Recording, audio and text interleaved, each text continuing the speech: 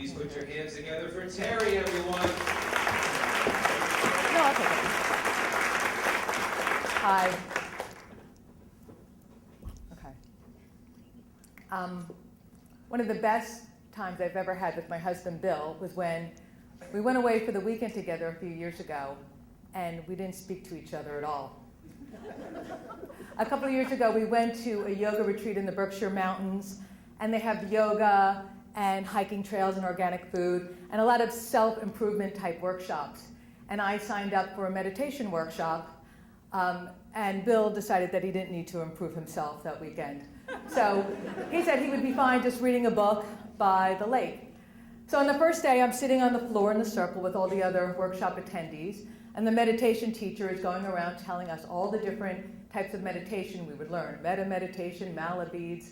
And she said, to really enhance our experience at the center, she suggests that we stay in silence when we were not in the meditation room, and basically do not speak unless absolutely necessary.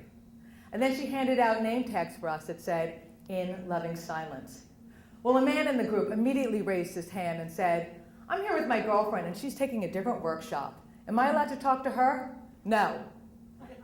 And I'd like you to conserve your energy as well. So that night, I meet Bill back in the room, and I point to the in loving silence sticker on my chest, and he says, oh my God, are you really not going to speak to me all weekend? And there's a kind of like glee in his voice when he says this. And I say, yes, and I really want to try to do this. And he says, good for you. And I nod. And he starts tidying up his side of the room, and I do the same with mine. And we're not talking, and it feels odd not to be talking to him while we're in the same room. And then we get ready to go to dinner, and I say, did you have a good day on your own? And he looks at me, and he's like, whispering is still talking, Terry. So we go to the dining room, and I get my meal. It's a communal dining hall, and I get my tray, and I'm sitting down at the table, and I'm eating my quinoa quiche and my yam fries, and it's fantastic. And so I get Bill's attention, and I like point to my tray, and I go like that. And he's like, really, charades? Is that allowed?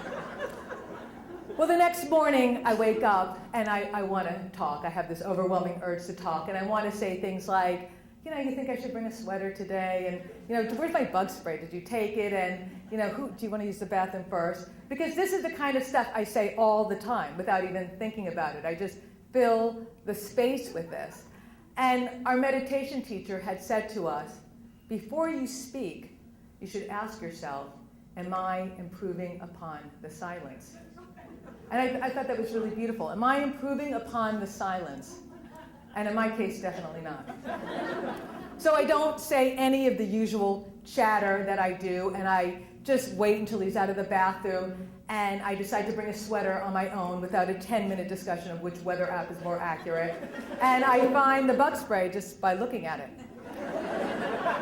And we go to yoga together in the morning, and we have our breakfast, and we say goodbye, all without speaking. And as I walk to my meditation room, I can't help but think, wow, we're really getting along well. So that night, we have another silent dinner, and then we go back to the room, and we're just reading in bed, because at the retreat, there's really not much to do there. And I can tell he's feeling kind of romantic. There's no alcohol to make you sleepy, and there's no TV to distract you, and we spent 2 days in mountain air and yoga hip openers. And,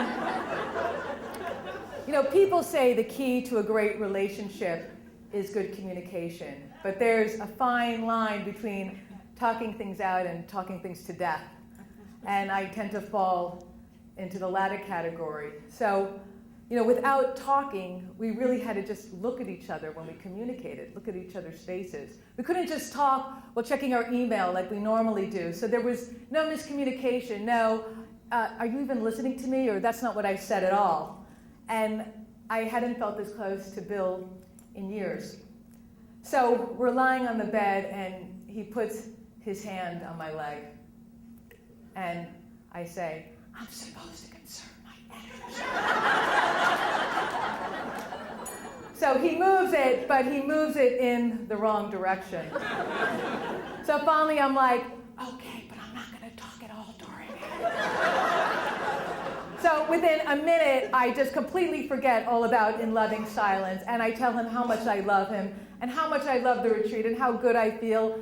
And I'm like high on yoga and quinoa, and I just say, you know, how I wish it could always be this way between us, and how I wish we just never had to talk again.